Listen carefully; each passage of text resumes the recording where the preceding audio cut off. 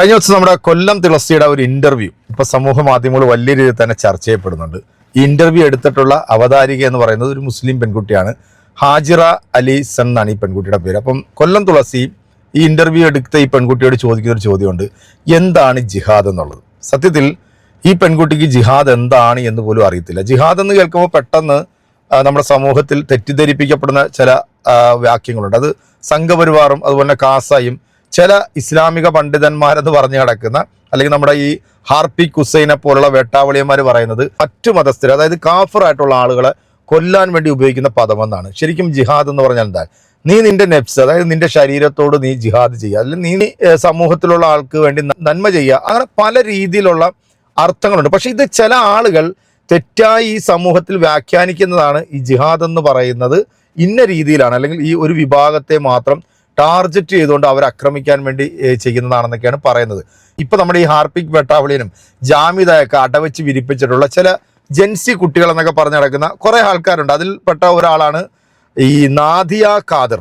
ഈ ഒരു പെൺകുട്ടിയുടെ വീഡിയോ നിങ്ങൾ പോയി നോക്കിക്കഴിഞ്ഞാൽ നിങ്ങൾക്ക് കാണാൻ, അതിനകത്ത് ഉസ്താദന്മാരെ തേച്ചൊട്ടിക്കുന്ന വീഡിയോകളായിട്ടാണ് വരുന്നത്. അതായത് സമയത്ത് ഇവള് തലയിൽ തട്ടമൊക്കെ ഇട്ടുകൊണ്ട് ഈ മുസ്ലിം വനിതകളെ വിമർശിക്കുകയും പിന്നെ ഉസ്താദന്മാരെ വിമർശിക്കുക, അങ്ങനെയൊക്കെയുള്ള വീഡിയോകളാണ് ചെയ്യുന്നത്. അപ്പൊ ഈ ഒരു ഇന്റർവ്യൂ കണ്ടിട്ട് നമ്മുടെ അൻസാരി സൂര്യ ഉസ്താദ് ഈ പെൺകുട്ടിയെ, ഈ ഹാജിറ എന്ന് പറയുന്ന പെൺകുട്ടിയെ വിമർശിച്ചുകൊണ്ടൊരു വീഡിയോ വന്നായിരുന്നു. അതിനകത്ത് വളരെ മാന്യമായ രീതിയിലാണ് ഉസ്താദ് പറഞ്ഞത്, ഇങ്ങനൊരു ഇന്റർവ്യൂ ചെയ്യുമ്പോൾ ഈ ജിഹാദ് എന്ന് പറയുന്നത് എന്താണ് എന്ന് കുട്ടി മനസ്സിലാക്കി വെക്കണം എന്നാണ് ഉസ്താദ് ആ ഒരു വീഡിയോയിൽ പറയുന്നത്. എന്തായാലും ആ വീഡിയോ ഒന്ന് കണ്ടതിന് ശേഷം ഈ നാദിറ എന്ന് പറയുന്ന ഇപ്പോഴത്തെ ഈ ഒരു പുതിയ ഐറ്റം ഉണ്ടല്ലോ, ഈ പുതിയ ഐറ്റത്തിന്റെ വീഡിയോ കൂടെ നിങ്ങൾ കാണാതെ പോരുത് കേട്ടോ.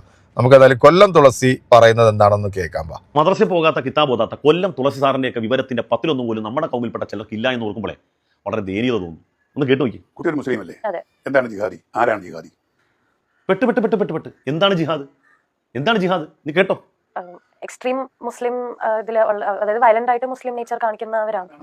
ജിഹാദ് എന്ന് പറഞ്ഞാൽ എക്സ്ട്രീമിസം, വയലന്റ് ആയിട്ടുള്ള മുസ്ലിം. ആലോചിക്കണം മോളെ, നമ്മളെ വേഷം കണ്ടുകൊണ്ട് ഈ സമുദായത്തിന്റെ ഭാഗമാണെന്ന് വിചാരിച്ചുകൊണ്ട് പറയാണ്.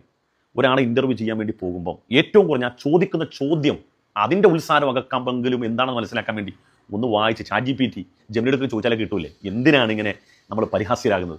നീ ഇപ്പോൾ പറഞ്ഞിരും ബഹുമാനപ്പെട്ട കൊല്ലം തുളസി സാർ, അദ്ദേഹം മദ്രസയിൽ പോയിട്ടില്ല, കിതാബ് ഓതിയിട്ടില്ല, പ്രഭാഷണം കേൾക്കാൻ പോയിട്ടില്ല. പക്ഷേ അദ്ദേഹത്തിന്റെ ആ വിശാലമായ ഹൃദയം കൊണ്ട് അദ്ദേഹം മറ്റുള്ളവരോട് ചോദിച്ച് മനസ്സിലാക്കിയ ആ ഡെഫിനിഷൻ അദ്ദേഹം സവിസ്തരം ഇവിടെ പറയും. ഒന്ന് സാഗൂന്ന് കേട്ടു.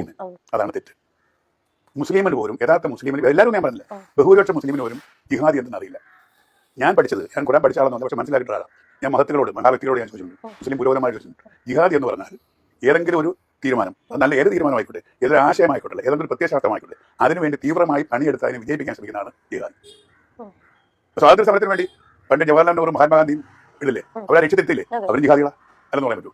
അവരുടെ ലക്ഷ്യമുണ്ട്, ഒരു പ്രത്യയശാസ്ത്രമുണ്ട്, അവർക്ക് വിശ്വാസമുണ്ട്. ആ വിശ്വാസം ജയിപ്പിക്കുന്നതിന് വേണ്ടി തീവ്രമായി പരിശ്രമം ചെയ്ത് ആ ലക്ഷ്യസ്ഥാനത്ത് എത്തിക്കുന്നവരാണ് അതിന് ജിഹാദികൾ.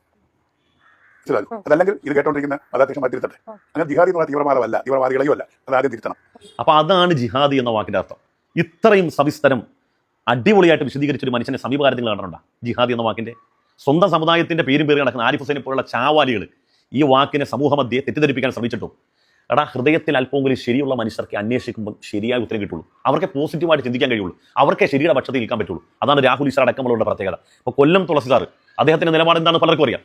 എന്നിട്ടും ആ മനുഷ്യൻ ഈ തെറ്റിദ്ധരിപ്പിക്കലും ഈ വർഗീയവൽക്കരിക്കലിൻ്റെയൊക്കെ കാലഘട്ടത്തിൽ അവരുടെ നടുമധ്യത്തിൽ നിന്നുകൊണ്ട് ആ വാക്കിന്റെ ശരിയായ അർത്ഥം മനസ്സിലാക്കുകയും അതങ്ങനെ തന്നെ സമൂഹത്തിന് മുമ്പിൽ പറയാൻ സ്ഥൈര്യം കാണിച്ച് അദ്ദേഹം ബഹുമാനം അർഹിക്കപ്പെടുന്ന മനുഷ്യരല്ലേ. അതുകൊണ്ട് നേരിലൊന്ന് കണ്ടിരുന്നെങ്കിൽ ഒന്ന് കെട്ടിപ്പിടിക്കാമായിരുന്നു. അത് പറ്റാത്തതുകൊണ്ട് ഞാൻ എണീറ്റ് നിന്ന് അദ്ദേഹത്തെ ബഹുമാനിക്കുകയാണ്. ബഹുമാനപ്പെട്ട കൊല്ലം തുളസി സാറേ, ബിഗ് സല്യൂട്ട്. അതുകൊണ്ട് ഇന്റർവ്യൂ ചെയ്യുന്ന ആളുകളോടൊക്കെ പറയാനുള്ളത്, ഇപ്പോൾ പല ആളുകളും ഇങ്ങനെ സമുദായത്തിന്റെ ആ വേഷം പേറിക്കൊണ്ട് ഇന്റർവ്യൂ ചെയ്യാൻ പറഞ്ഞു. നിങ്ങൾ ഇതൊക്കെ പഠിക്കും ഗ്രഹിക്കുന്നുള്ളതുകൊണ്ട് പറഞ്ഞല്ല, മിനിമം ആ ചോദിക്കുന്ന ചോദ്യം എന്താണെന്നൊന്ന് മനസ്സിലാക്കിയിട്ട് പോയി ചോദിക്കും. വെറുതെ ലിബരാകാൻ നിൽക്കരുത്. ഇതിപ്പം മുല്ലാക്കാനെ ബാക്കിയുള്ളവർ ഒത്തുപിടിപ്പിക്കുന്ന അവസ്ഥയായി. ഈ ഒരു വീഡിയോയിൽ ഉസ്താദ് ഈ പെൺകുട്ടിയെ വിമർശിക്കുന്നതായിട്ട് നിങ്ങൾക്ക് തോന്നുന്നുണ്ടാവും. അതായത് ഒരു ഇന്റർവ്യൂ എടുക്കാൻ പോകുമ്പോൾ ആ അവതാരിക അറിഞ്ഞിരിക്കണം ഇത്തരം കാര്യങ്ങൾ, അല്ലെങ്കിൽ ഈ ഒരു വിഷയവുമായി ബന്ധപ്പെട്ട് നടക്കുന്ന കാര്യങ്ങൾ. ഇത് ഈ അമ്മ സംഘടനയുടെ വിഷയമായിട്ട് ബന്ധപ്പെട്ട് നടന്നിട്ടുള്ള ഒരു ചർച്ചയുടെ ഭാഗത്തിലാണ് ഈ പെൺകുട്ടിയോട് ഈ കൊല്ലം തുളസി ജിഹാദ് എന്താണെന്ന് ചോദിക്കുക. അതൊരു മുസ്ലിം പെൺകുട്ടിയാണ് എന്ന് കണ്ടിട്ടാണ് കൊല്ലം തുളസി ആ ഒരു ചോദ്യം ചോദിച്ചെങ്കിൽ അതിന് കൃത്യമായിട്ട് മറുപടി പറയാൻ നമുക്കറിയാൻ വയ്യാതെ വന്നാൽ പെട്ടുപോകും. അപ്പൊ ഇതിനെ ഉസ്താദ് വിമർശിച്ചപ്പോഴാണ് നമ്മുടെ ഈ നാദിയ ഖാദർ എന്ന് പറയുന്ന ഈ താത്താക്ക് വല്ലാണ്ട് അങ്ങോട്ട് കുരുപൊട്ടി ഒലിക്കുന്നുണ്ട് കേട്ടോ. ഒന്ന് കേട്ടോ. നിങ്ങൾക്ക് സമാധാനമായാലും അൻസാരി സുരേഷ് സാറേ, അതായത് ഒരു പെൺകുട്ടീനെ നിങ്ങളുടെ മതത്തിന്റെ പേരിൽ ഒരു കുട്ടിനെ എന്താ പറയാ സെലക്ഷൻ ചെയ്യാനായിട്ട് ഇട്ടുകൊടുത്തതാ. അവളെ പച്ചയ്ക്ക് അവളെ വലിച്ചു കീറാനായിട്ട് നിങ്ങളുടെ അനുയായികൾക്ക് ഇട്ടുകൊടുത്തിട്ട് അവളുടെ ഗതികടിപ്പൊന്ന് നോക്കിക്കേ. എന്തോരോ ആ പെൺകുട്ടി ആ വീഡിയോ നിങ്ങളുടെ ഈ ജിഹാദികൾ എന്ന് പറയുന്ന ജിഹാദികൾ ആരാണെന്ന് കൊല്ലം തുളസി സാർ ഇട്ട ആ വീഡിയോയിൽ എനിക്ക് അപ്പോഴേ തോന്നി ഈ കുട്ടീനെ അത്ര അധിക്ഷേപിക്കുമെന്നുള്ളത്. എന്തുകൊണ്ടാണ് ഈ മതത്തിലെ പെൺകുട്ടികൾ മതം വെറുക്കാൻ കാരണമാണ് നിങ്ങളെ പോലുള്ള ആളുകളാണ്. നിങ്ങളെ പോലുള്ള ആളുകൾ ഈ പെൺകുട്ടിയുടെ ഈമാൻ അളക്കാൻ വരുന്നത്, അവളെ സെലക്ഷൻ ചെയ്യുന്നത്, അവളുടെ വസ്ത്രസ്വാതന്ത്ര്യം, അവളുടെ വസ്ത്രം വെച്ച് അവളെ അളക്കുന്നത്, അവൾ നാടിയാലോ പാടിയാലോ അവൾ അങ്ങേയറ്റം അവളുടെ ഉപ്പുപ്പാനെ വരെ വിമർശിക്കുന്നതിന്. മനസ്സിലായോ? ഇത് ശരിയല്ല. നിങ്ങൾക്കൊക്കെ എന്ത് നാണമുണ്ടോ? നിങ്ങൾക്ക് ഒരു പെൺകുട്ടിയുടെ വസ്ത്രം ഈ 2026 ഒരു പെൺകുട്ടിയുടെ വസ്ത്രം വെച്ച് അവളെ അളക്കാനും അവളെ സെലക്ഷൻ ചെയ്യാനും നിങ്ങൾക്ക് എന്ത് അധികാരമുണ്ട്? നിങ്ങൾക്ക് എന്ത് അധികാരമുണ്ട്? നിങ്ങൾക്ക് ഒരു അധികാരമില്ല.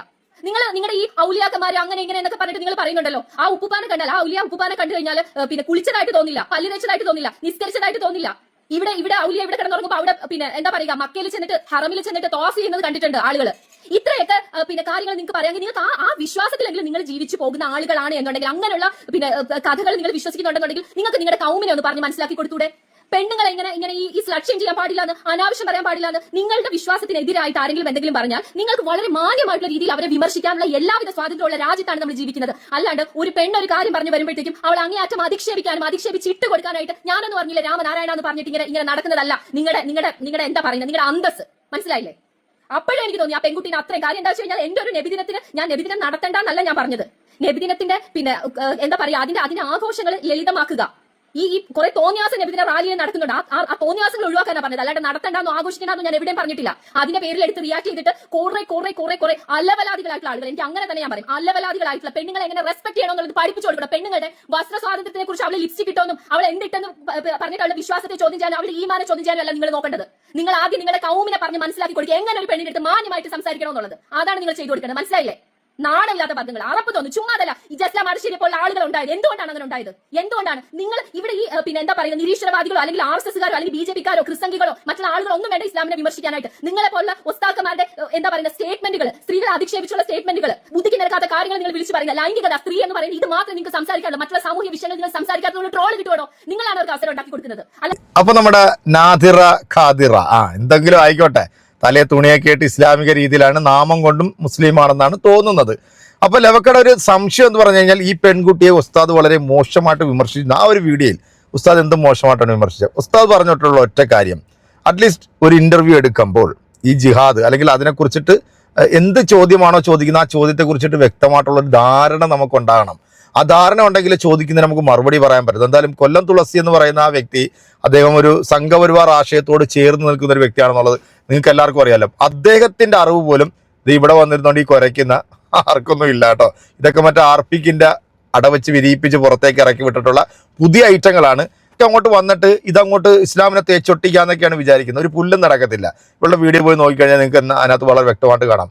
നിരന്തരം ഇവിടുത്തെ ഉസ്താക്കന്മാരെ വിമർശിക്കുക എന്നുള്ളതാണ് ഇവരുടെ ഒരു എന്താ പറയുക ജോലി, അല്ലാതെ വേറെ പരിപാടിയൊന്നുമില്ല. മറ്റവർ നല്ല രീതിയിൽ തള്ളി കൊടുക്കുന്നുണ്ട്, അത് മേടിച്ച് തിന്നിട്ടാണ് ഈ വന്നിരുന്നുകൊണ്ട് കുരയ്ക്കുന്നത്. അൻസാരി സൂര്യ ആയിക്കോട്ടെ അല്ലെങ്കിൽ മറ്റേതെങ്കിലും പണ്ഡിതന്മാരായിക്കോട്ടെ, ഇസ്ലാമിക കാര്യമായി വരുമ്പോഴത്തേക്ക് അവർക്ക് അത് പറയാനായിട്ടുള്ള അവകാശവും റൈറ്റ്സും ഉണ്ട്.